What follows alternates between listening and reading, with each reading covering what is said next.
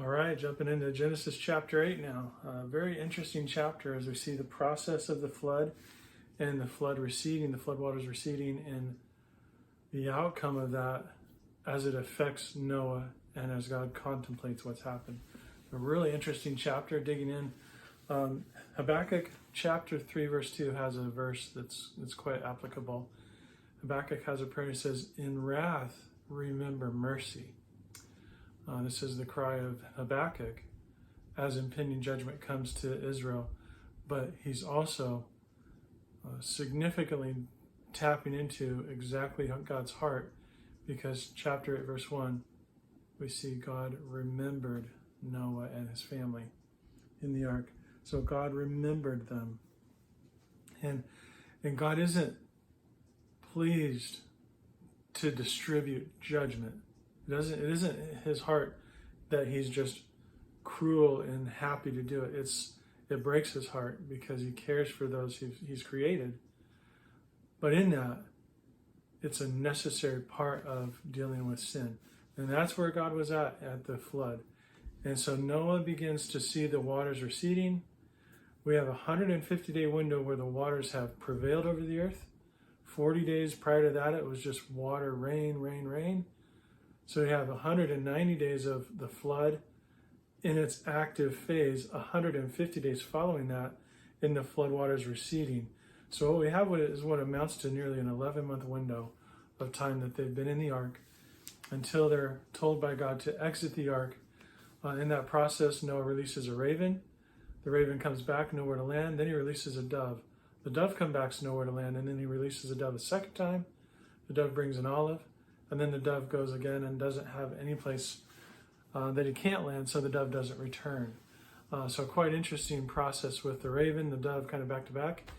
And at that point, it appears that Noah realizes, okay, we could see the mountaintops, and now the birds have a place to go.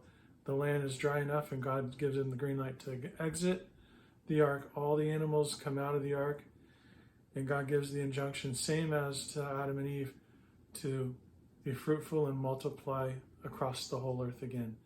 So we have a lot of conjecture about land bridges, possibility that all of the land masses were unified so that those animals could spread out over the course of a few generations, and then all animals would spread to all continents, type of a thing. Don't really need to get too deep into that, other than to understand that every living creature died, and the only ones that came through the flood were in the ark. And they're repopulating the world, as well as Adam or Noah and his family now repopulating the earth from just those 4 families alone. So this is interesting.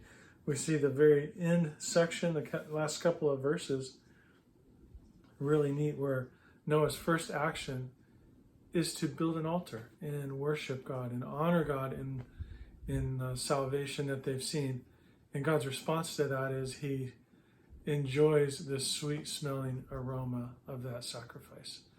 And then God says in his heart, interesting that God says in his heart, I'm never going to curse the ground the way I did before.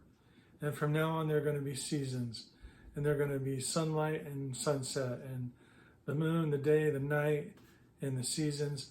And all of that is telling me, it all kind of hints to the dramatic changes topographically, geographically, geologically, atmospheric for the world pre-flood to post-flood. And God is even moderating to some degree what that original curse on the ground will be going forward. In God's mercy, he is not continuing to just be cruel, but he's still wanting and striving and desiring for mankind to turn to him and to know him. So I hope you enjoy chapter 8 as you dive into it. Quite an interesting timeline.